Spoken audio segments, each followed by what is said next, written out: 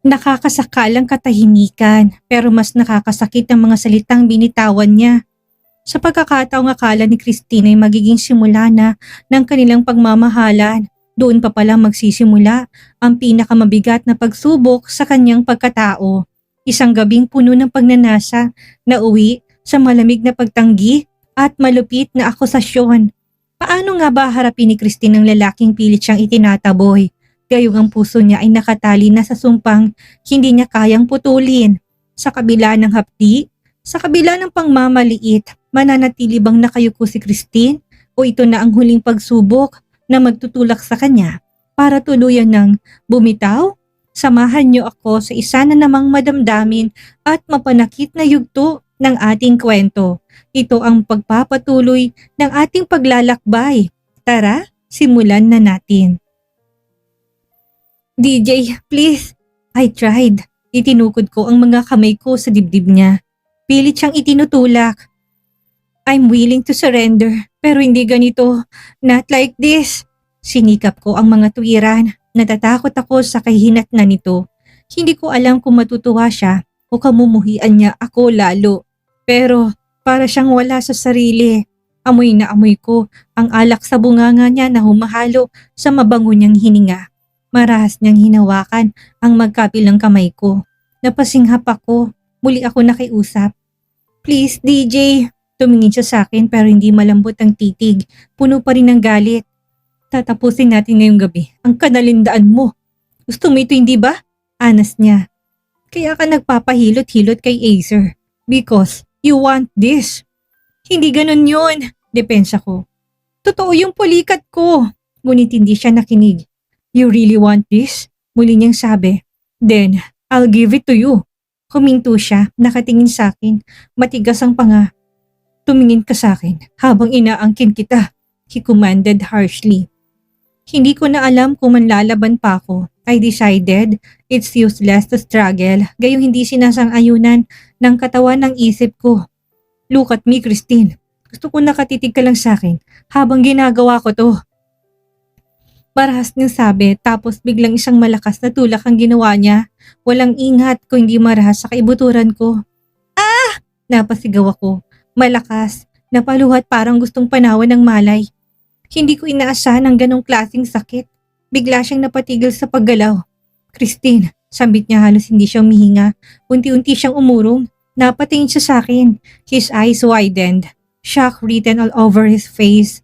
Tila na walang kanyang kalasingan. You're a virgin? Napayuko ako, wala akong masabi. Hindi ko kayang tumango, natahimik lang ako. How? Mahina niyang usal. Utang, napamura siya sa kahinawakan ng baba ko. Mariin, inangat niya para salubungin kong galit yung mga mata. Napilitan akong tumango-tango ako. Nanginginig pang dibdib ko sa takot. Tumingin siya sa akin, diretso. Tapos kumunot ang noon niya parang may naalala. Wait, paano? I mean, akala ko may nangyari sa atin dati. Sa kubo. Nalilitong tanong niya. Napapikit ako. Ayoko mang sabihin ang totoo pero kailangan kong ninawin. Wala, DJ. Mahina akong sabi. Walang nangyari sa atin noon. Nakatulog ka. Lasing ka. Hindi mo maalala. He chuckled. Then nanangkit ang mga mata niya at lalong namumulang pisngi sa pinipigil na galit. Then, bakit ka nahimik? Your grandfather thought na may nangyari. He blackmailed me. Pinagbintaan akong idedemanda at aalisin yung investment niya sa distillery. Hindi mo lang alam kung anong phobia ko sa salitang demanda. Para lang walang gulo, kaya pumayag ako na magpakasal sa'yo. Maras nang binitawan ng baba ko. Napayuko ako muli at napailing na lang. Hindi ko kayang salubungin ang mga mata niyang galit. So, you let me believe na may nangyari sa atin? Matigas ang tono niya. Hanggang ngayon, sinungaling ka pa rin. Wala ka talagang pinagbago, Christine. Napatingin ako sa kanya ng diretso. Ano ang ibig niyang sabihin? Nalito ako. Gusto kong magpaliwanag pero naunang luha kaysa salita. I was scared, DJ. Bulong ko. Gusto talaga kita. Tapos bigla na lang ganon. Ewan ko din, parang wala na akong choice. I didn't lie because I wanted to. I was protecting myself. Pagak siyang natawa. Napahawak siya sa ulo niya, parang dinudurog ng iniisip. Kitang-kita ko, gulong-gulo siya. Protecting myself? Sabihin mo, makasarili ka. I'm sorry, bulong ko. Kung nasaktan ka, kung niloko kita nun. Pero please, tumingin siya sa akin, nakatitig, na wala na yung galit sa mukha niya. May halong pagkalito, pagkalasing at pagnanasa habang nakatitig lang sa kahubaran ko. Please, inabot kong kamay niya. Please DJ, ayoko na ng away. I want this. I want you. Ngayon, please. I beg. Hindi siya gumalaw agad pero kita ko sa mata niya, nahuhulog na rin siya sa tukso. For once, naramdaman ko siya kahit na ngayon lang habang lango pa siya sa alak. I know you hate me, bulong ko. Pero kahit na ngayong gabi lang, gawin mong totoo yung kasal natin. Angkinin mo ko please, pagsusumamo ko. Angkinin mo ko Douglas dyan. Iparamdam mo sa akin kung paano maging isa ang katawan natin. Napasasara siya ng mata. Umiling pero hindi siya lumayo. Isang napakalalim na buntong hiningang pinakawalan niya. Hindi mo alam kung anong hinihiling mo. Bulong niya sa tenga ko. Hindi ko pa rin masisigurong bukas. I do, sagot ko. And I want it, with you. Umaasa na pagkatapos nito, may bukas na para sa amin. Kabaliktaran ng sinabi niya. Hindi na siya nagtanong pa, dahan-dahan na dumampi ang labi niya sa labi ko. Nang matapos ang lahat, he didn't move right away. Nanatili siyang nakayakap sa akin. His forehead resting against mine. I could still feel his heartbeat. Mabilis pa rin pero unti-unti nang bumabagal. Hindi pa rin ako makapaniwala. I opened my eyes and there he was staring at me like I was the only thing that made sense in his world. I'm still holding you, he murmured again. Softer this time. Napatingin ako sa kanya. Sa titig ko gusto kong iparating lahat-lahat ng nararamdaman ko sa sandaling yon. Pero ang magandang titig niya ay unti-unting nauwi sa tila remorse. Parang biglang bumalik siya sa realidad at may bigat sa mga mata niya na hindi ko kaagad maintindihan. Mabilis siyang umalis sa ibabaw ko. Parang may kung anong guilt na bigla na lang sumiklab sa pagitan namin. Nahiga siya sa tabi ko. Nakatingin siya sa kisame. Nahulog sa malalim na pag-iisip. Binaliwala ko na lang. Bastang mahalaga, may nangyari. Sinubukan ko siyang yakapin. Gusto kong muling maramdaman ng init na kanina'y naramdaman ko. Pero umiwas siya. Mainit ano ba? Ani yan na tila iritado. Pawis na pawis ako. Sabi niya hindi man niya lang ako tinignan. Walang salita tumayo siya at dumiretso sa banyo. Naiwan ako nakahiga. Nanlalamig ang buong katawan. Pero mas malamig ang pakiramdam ko sa loob. Hindi ko alam kung anong mas masakit. Yung pagbitaw niya ng katawan ko o yung pagbitaw niya sa sandaling akala ko'y totoo na yung kanina. Pagmulat ng mga mata ko, ang una kong hinanap ay siya. Pero walang DJ sa tabi ko. Siguro hindi na siya bumalik kagabi. Humugot ako ng malalim na buntong hininga. The physical pain between my thighs. Yes, it was there. It stung, but it was bearable. Ang hindi ko kakayanin na yung sakit sa dibdib ko. The coldness I left in the room. Parang wala lang nangyari kagabi. Dahan-dahan akong bumangon, dinampot sa sahigang oversized shirt ni DJ at agad kong sinuot. Walang sweet na mga salita, walang kahit banayad na halik, walang iniwang note o kahit na anong palatandaan na may saysay sa kanyang nangyari kagabi. Napaupo ako sa gilid ng kama. What happened between us? It was fierce, intense, almost violent, but it was real. It was everything to me. And maybe it was nothing to him. Maybe it was just the alcohol. Maybe I was just a warm body to satisfy a drunken craving. Napatingin ako sa gitna ng kama. May bahid ng dugo sa ibabaw ng puting bedsheet. I lost something last night. Something I held on to all my life, my virginity. Tinignan ko lang yung nang matagal, walang pagsisisi pero puno ng tanong ang puso ko. Bakit ganun? Bakit parang ako lang ang may dala ng bigat na nangyari? Siya, parang walang nangyari. Parang hindi niya ako naramdaman. Huminga ako ng malalim. Hindi ako dapat magpatalo. If I cry now, he wins. If I fall apart, mas lalo niya akong titignan ng mahina, nang walang kwenta. Pero ang totoo, gusto kong umiyak. Gusto kong maglupasay sa sahig at sumigaw. Pero hindi ko gagawin. Hindi ko siya bibigyan ng ganong satisfaction. I fake a short laugh. What do you expect, Christine? He didn't mean it to happen. Ginalaw ka lang niya dahil lango siya sa alak. Wala siya sa tamang pag-iisip at sinamantala ko naman. Tila yun ang patalim na humihiwa sa puso ko. Isang katok ang nagpalingon sa akin sa pinto. Agad akong tumayo mula sa gilid ng kama. Dali-dali kong kinuha ang isang unan at tinakpan ng bahid ng dugo sa bedsheet. Pagkatapos tumingin ako sa pinto at pinilit na tumindig ng tuwid. Pinawi kong bakas ng pagod sa mukha ko. Hinagod kong buhok ko palayo sa aking mukha at tuminga ng malalim bago nagsalita. Come in. Bumukas ang pinto at pumasok ang katulong. May bitbit na paper bag. Nakayuko ito pero hindi ko pinalampas ang mabilis sa tingin niya sa kama. Ma'am Tin, mahina niyang sabi. Pinabibigay po ito ni senyorita. Damit, bra at panty raw po yan. Sabi rin po niya, lumabas na po kayo at pumunta na sa dining. Kayo na lang daw po hinihintay. Tumango ako. Thank you, Manang. Inabot niya sa akin ang paper bag. Saka kagad na tumalikod at lumabas ng silid. Nang mag-isa na ako ulit, binalingan kong paper bag. Magandang blouse, simple lang at may kasamang dark jeans.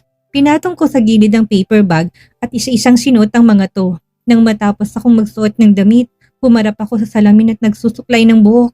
Pilit kong binubura sa mukha kong bakas ng gabi. I stared at myself for a moment longer than a forced smile kahit na wala akong gana. You're fine, Tin. You'll survive this. Paglabas ko ng kwarto, tahimik lang ang buong bahay. Halos wala kang marinig kundi ang marahang pagtapak ng paa ko sa hagdan. Umabot ako sa dining room at pagdating ko doon, naroon na ngang lahat at naroon din si DJ. Siya lang ang hindi man lang tumingin sa akin. Parang wala kaming pinagsaluhan kagabi. Tahimik lang siya. Nakatungo, walang imik, parang hindi niya ako nakikita. Pumesto ako sa bakanting upuan. Pilit kong tinuwid ang likod ko. I pretended nothing happened. I acted like everything was normal, even when my whole body still throbbed from the night before. Pinagpatuloy ng lahat ang pagkain at kwentuhan.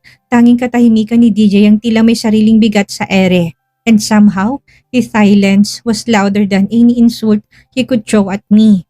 Hindi ko alam kung hanggang kailan ko kayang tiisin ito, pero isa lang ang malinaw, hindi niya kayang tignan ng mga mata ko. Baka kasi sa mata ko pa lang, nabasa niya kung gaano siya nakakasakit. Tuloy-tuloy ang kwentuhan sa hapag, tungkol sa mga negosyo ng pamilya nila. Ako, tahimik lang, kunway hinahalong kanin sa plato pero hindi naman talaga ako kumakain. Tinatapik-tapik ko lang ang gamit ang tinidor. Minsan sumusulyap ako kay DJ, umaasang kahit na isang beses man lang magtagpong mga mata namin. Pero hindi, parang hindi ako nag-exist. Parang hindi siyang lalaking pinagsukuan ko ng sarili ko kagabi. Napaigtad ako nang may tumawag sa phone niya. Napansin ko kaagad ang bahagyang pagbago na ekspresyon niya habang nakatitig siya sa phone niya sa ibabaw ng mesa. Parang may munting ningning na biglang sumindi doon. And then, he pick up the call. Hello? Malambig ang boses niya. Nakaramdam ako ng kirot sa dibdib. Maliit lang pero sapat para magpigil ako ng hininga. I'm coming. Sabi pa niya sabay tayo mula sa kinauupuan niya. Sana sinabi mo kaagad para napuntahan kita't nasundo. His voice changed. From cold to warm, alive. I miss you so much. Parang sinampal ako ng malakas. Tila ba humintong paligid ko sa mismong linya na yon. I miss you. Yun lang pero parang pinunit yun ng natitirang pag-asa sa dibdib ko. Mabilis akong yumuko. Pinilit kong itagong nangingilid na luha. Kumuha ko ng isang subot, sinubo yun kahit wala akong lasa. Baka sakaling sa pagkain ko maikubli ang bigat sa dibdib ko. Tumayo siya, bigla sa upuan. Excitedly. Aalis lang ako. Is that really important? Saway ng daddy niya. Kumain pa tayo. Hindi siya sumagot at hindi rin siya tumigil. Tumalikod lang siya tuloy-tuloy sa paghakbang palabas ng dining. Sinundan ko siya ng tanaw. May kung anong kurot na hindi ko kayang ipaliwanag. Hindi ko natiis. Tumayo at mabilis na lumabas ng dining room. Sumunod ako sa kanya. Papalapit na siya sa sakyan niya. Kinuhang susi mula sa bulsa niya at papasakay na sana. DJ, tawag ko. Sapat para marinig niya. Saglit siyang tumigil. Lumingon, nagpang-abot ang mga mata namin pero walang init sa mga mata niya. Walang lambing. I cleared my throat before ako nagsalita. Saan ka pupunta? Tanong ko kahit napilit kong pinanatili ang normal na tono ng boses ko. May kailangan lang akong puntahan. Maikling sagot niya, iniwas ang tingin sa akin. Yung tumawag sa'yo kanina? Tanong ko ulit kahit na alam kong ayaw ko nang marinig ang sagot. Hindi siya sumagot agad. Umiling nang siya pero hindi siya para sagutin ako, parang para putulin ang usapan. Then he opened the car door. Tila tumigil ang oras. Hangin lang ang gumalaw. Gusto ko namang may sabihin man lang siya sa nangyari kagabi. Bago pa man makapasok si DJ sa sakyan, mabilis kong hinawakan ang braso niya. DJ, about last night. Hindi ko na natapos ang sasabihin. Napatingin siya sa kamay kong nakahawak sa braso niya. His eyes, cold and sharp, dropped to where my fingers clung to his skin. And slowly with deliberate contempt, he peeled my hand off him. Hinawakan niya yun saglit para yakapin, hindi para ibalik sa akin. Parang sinasabi niyang wala akong karapatang hawakan siya. Umarap siya sa akin, nakataas ang isang kilay, hindi maitagong inis sa mukha. So, malamig niyang tanong. Anong gusto mong gawin ko sa nangyari kagabi? Gusto mong magbunyi ako? Ipagkalat ko sa mundo na nagtalik tayo? Napamaang ako sa sinabi niya. Hindi yung sagot ang gusto ko na marinig sa kanya. Hindi ko alam kung anong isasagot. Parang napako ko sa kinatatayuan ko. Ginusto mo, hindi ba? Tuloy niya. Ang boses niya unti-unting tumalim. You wanted it. And I was drunk. Tell me, sino matinong lalaking tatanggi sa palay kung ito na mismong lumalapit sa kanya? Mas lalo kong naliit. Parang sinabuyan ako ng kumukulong tubig sa mukha. DJ, sinubukan ko siyang hawakan muli sa braso pero umiwas siya. Gusto ko lang namang sabihin sa'yo na masaya ako dahil napatunayan ko sa'yo na malinis ako. Hindi ako yung babaeng iniisip mo.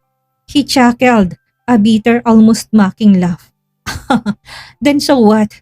He asked sarcastically, his eyes darkened with anger. Parang may unos na bumubuo sa likod ng mga mata niya. So what kung virgin ka? Malinis ka? Napailing siya, he twisted his lips in malicious sarcasm. It doesn't make sense. Beatrice, hindi lang ikaw ang virgin na naikama ko. Walang bago dun. At walang magbabago sa ating dalawa. Hindi ako nakapagsalita.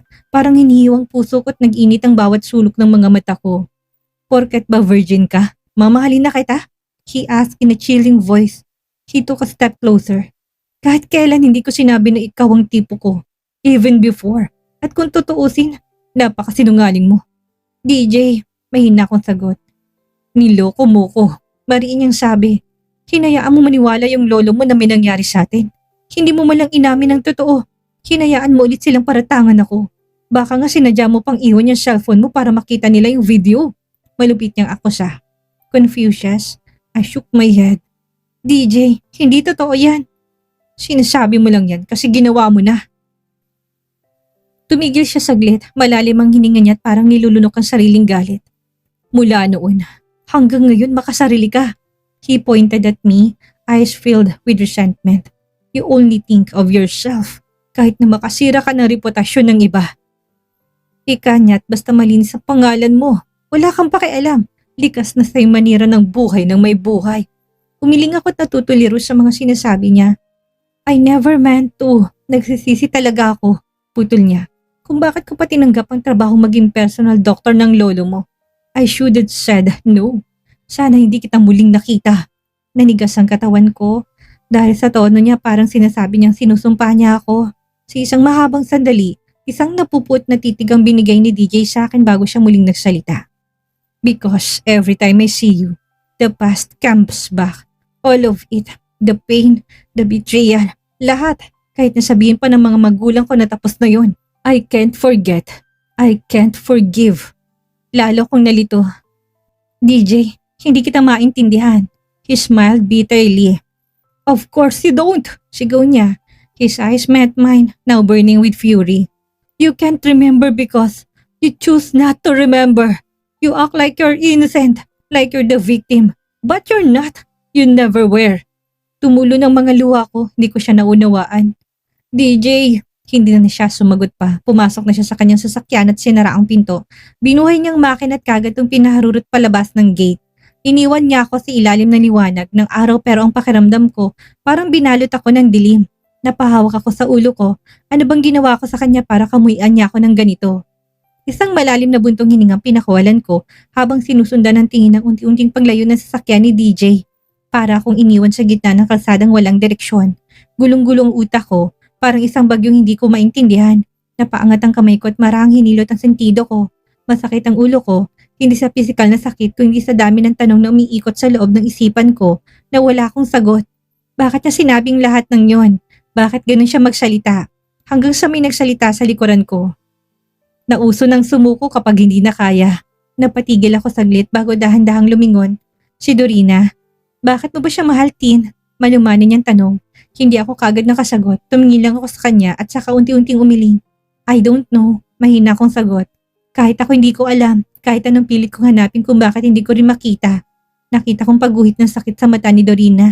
Yung klase ng lungkot na hindi kailangan ipaliwanag. Kapag hindi mo na kaya, you can leave. para ma-realize niya what he lost, what you're worth. I swallowed hard. I can't think what is right.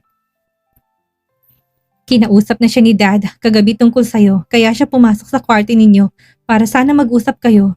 Pero hindi ko alam kung nag-usap ba kayo.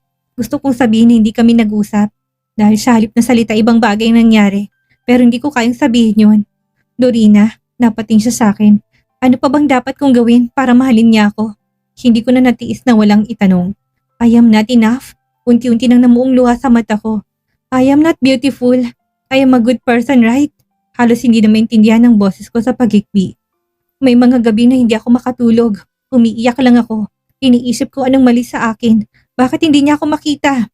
Nagkibit balikat ako. Pilit tinawang sakit na nasa puso ko pero totoo. Mas lalo lang sumikip ang dibdib ko. May mali ba sa akin, Dorina? Nanatili siyang nakatingin sa akin. Saglit siyang hindi nagsalita, tila ba iniisip ang tamang sasabihin sa akin. Then slowly, she shook her head. Tin, listen to me. She stepped closer and cupped my shoulders. Walang mali sa'yo. You are one of the kindest person I know. You're sincere. You give everything, even the parts of you that you shouldn't give away. Napapikit ako. You are beautiful, Tin, inside and out. And that's not something people can fake. Napatulong mga luha ko. Hindi na ako nagsalita pa. You are worth loving. Kahit hindi niya makita yon ngayon, hindi ibig sabihin wala kang halaga. Hindi ibig sabihin mali ka. Lumunok siya sa kauna-unahang pagkakataon, nakita ko na masari ng mga mata ni Dorina. Si Kuya DJ ang may problema. He pushes people away when he's scared. He hurts others before he lets them in.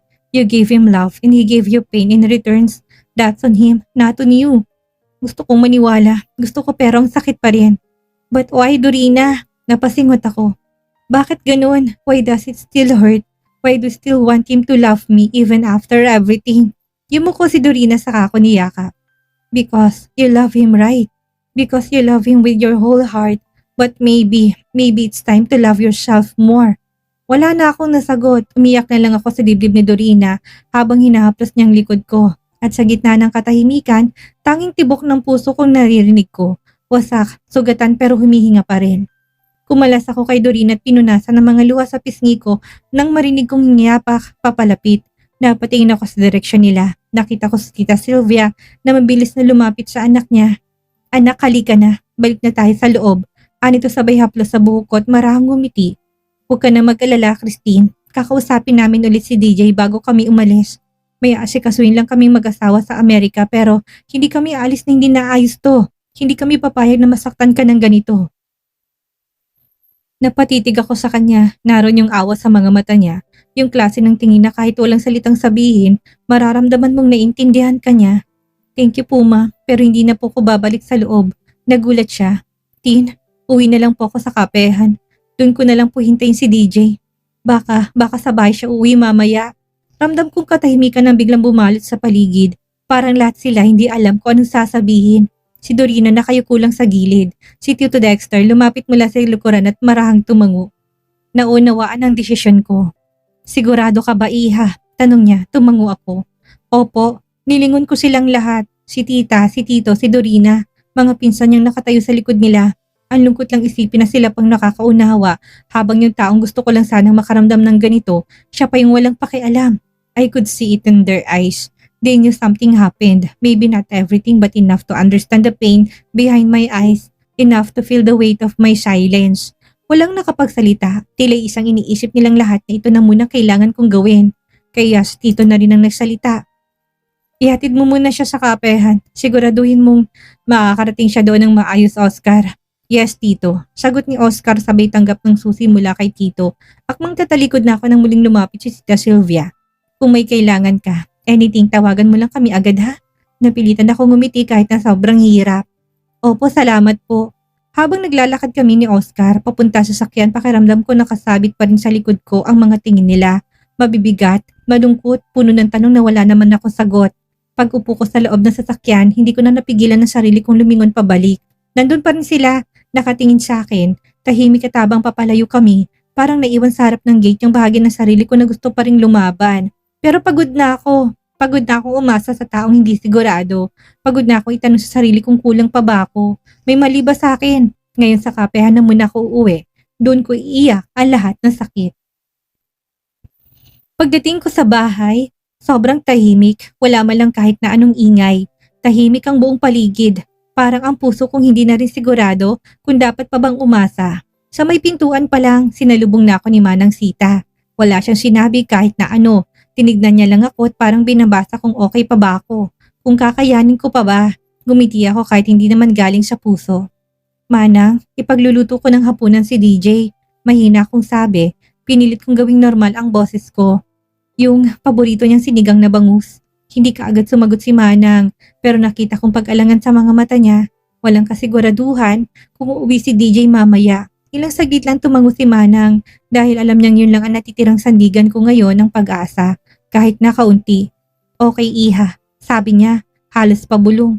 Tulungan kita mamaya kung gusto mo. Tumango ako. Thank you Manang, hindi ko alam kung saan ko pahinugot yung lakas. Maybe because I needed anything to hold on to. Kahit na 1% lang. Kahit nakapiranggot na posibilidad na baka meron pang pag-asa. At kung sakali man na wala pa ring pagbabago after 1 year at ganito pa rin ang lahat, ako na mismong susuko. Ako na mismong maglalagay ng tuldok sa amin. Dahil ayaw ko na ring araw-araw ako namamatay sa hindi niya pagpansin sa akin. Pero hindi ngayon, hindi pa. Kaya kahit na nanginginig ang kamay ko, pinilit ko pa rin ngumiti kay Manang. Kahit naramdam kong kaba sa dibdib ko sa tumawag sa kanya kanina. Dahil alam ko kung sino yon. Mas pipiliin ko asikasuhin siya dahil asawa ko siya. Dahil kahit na ilang beses na niyang sinaktan ng puso ko, hindi ko pa rin kayang talikuran ng responsibilidad ko bilang kabiyak niya. At kung dumating man ang araw na maghiwalay kami, gusto kong masabi sa sarili ko at sana sa kanya rin na hindi ako nagkulang, na ginawa kong lahat kahit hindi na ako pinipiling mahalin. Umakyat ako sa kwarto ko. Dahan-dahan ako nahiga sa kama at doon na ako bumigay. Walang tunog ang aking pag-iyak.